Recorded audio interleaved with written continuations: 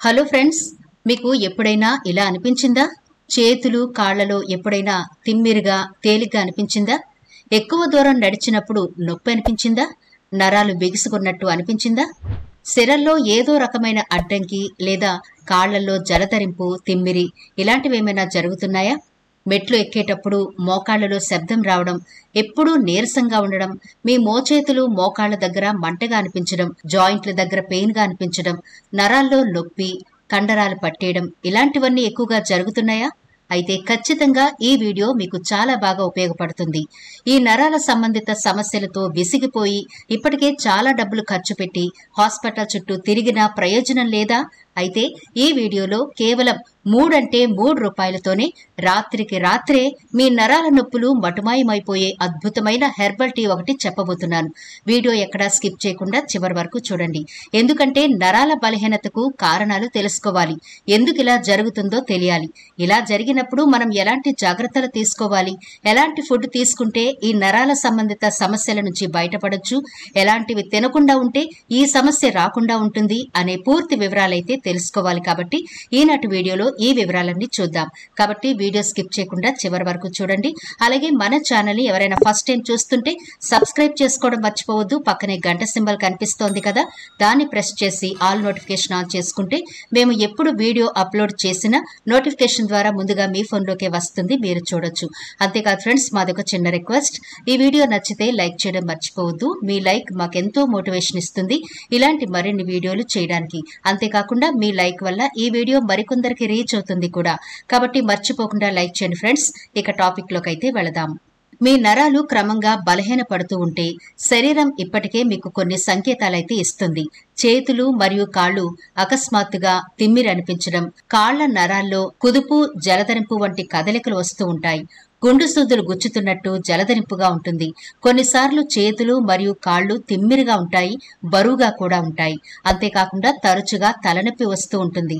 Migraine సమస్య అయితే రాత్రిపూట పెరిగిపోతూ ఉంటుంది. నిద్రలేమి సమస్య కూడా ఉంటుంది. గుండె వేగంగా కొట్టుకోవడం లేదా కొన్నిసార్లు చాలా నెమ్మదిగా కొట్టుకోవడం ఇవన్నీ కూడా మీ శరీరం ఇచ్చే సంకేతాలు. నరాల్లో కొంత బలహీనత ఉండడం, నరాల్లో ఏదో రకమైన అడ్డంకి జరిగినప్పుడు మీ శరీరం ఇలా ఈ లక్షణాల ద్వారా చెబుతూ ఉంటుంది. కాబట్టి ఆలస్యం చేయకుండా ఈ సమస్య గనక మీ శరీరంలో కనిపిస్తే వెంటనే డాక్టర్నైతే సంప్రదించాలి. ఈ వీడియో ద్వారా నేను మీకు ఒక హెర్బల్ టీ చెప్పబోతున్నాను. ఈ టీ మీరు తీసుకోవడం వల్ల మీ నరాలు బలోపేతం అవ్వడం మాత్రమే కాదు, శరీరంలో రక్త ప్రసరణ చక్కగా జరుగుతుంది. కాబట్టి వీడియో స్కిప్ చేయకుండా చూడండి.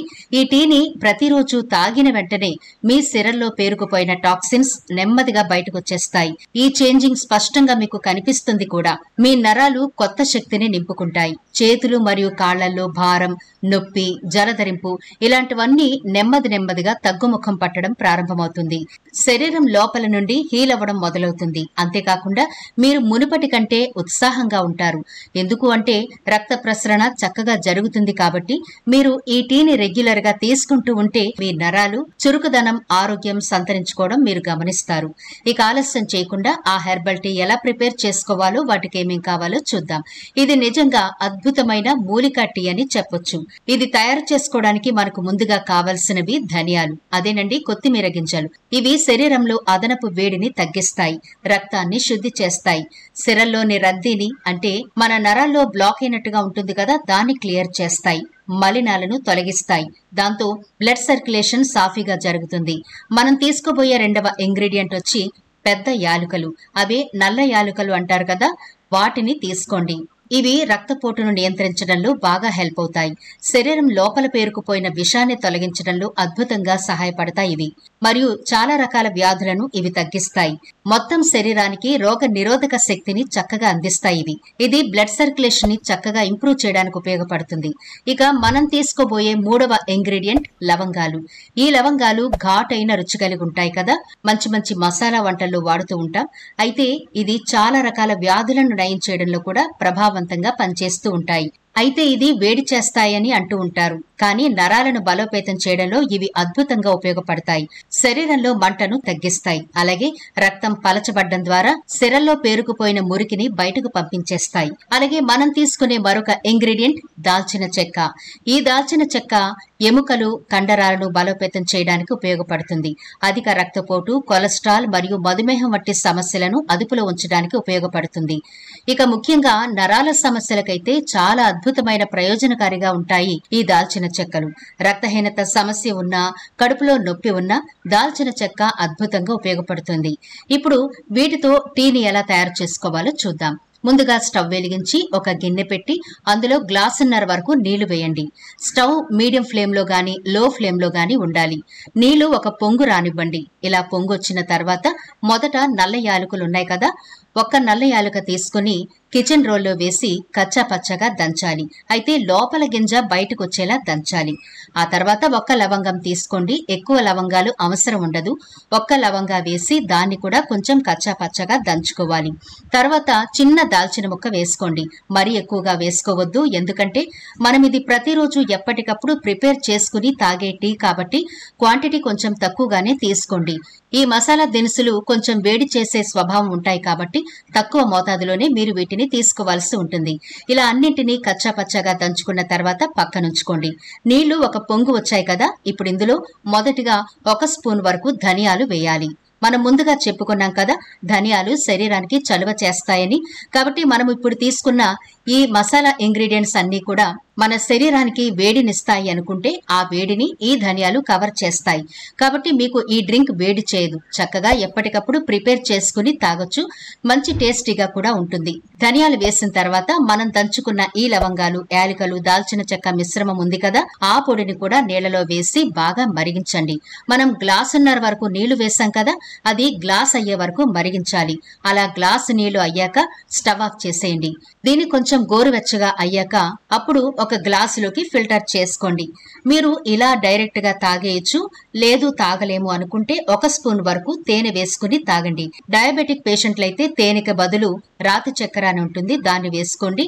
లేకపోతే అలా నేరుగానే తాగడం మంచిది. అయితే ఈ టీని మీరు ప్రతిరోజు తాగాలి. బ్రేక్ఫాస్ట్ కి గంట ముందు లేదా బ్రేక్ఫాస్ట్ తర్వాత అయినా తాగొచ్చు. నెమ్మదిగా టీ సిప్ చేస్తున్నట్టు 15 నుంచి 21 రోజుల పాటు రెగ్యులర్ గా ఈ టీ అయితే మీరు తాగాల్సి ఉంటుంది. అప్పుడు మీకు మంచి రిజల్ట్ అయితే కనబడుతుంది. మీ శరీరంలో శక్తి పుంజుకోవడం, నరాలు క్రమంగా బలాన్ని సంతరించుకోవడం, జలదరింపు తగ్గడం, పెయిన్ తగ్గడం, మంట తగ్గడం, ఇవన్నీ కూడా నెమ్మదిగా హీల్ అయిపోతూ ఉంటాయి. అయితే ఈ టీ ప్రిపేర్ చేసుకునేటప్పుడు ప్రతిసారి ఒక విషయం గుర్తుంచుకోవాలి.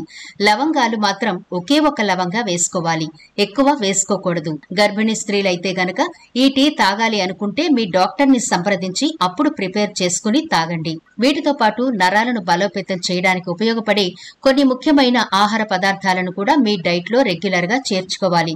వాటిలో ముఖ్యంగా విటమిన్ B12. ఇది మొత్తం శరీరానికి చాలా ఉపయోగపడే విటమిన్. మీరు మాంసాహారులైతే చేపలు, గుడ్లు తినాలి. వీటిలో B12 సమృద్ధిగా ఉంటుంది.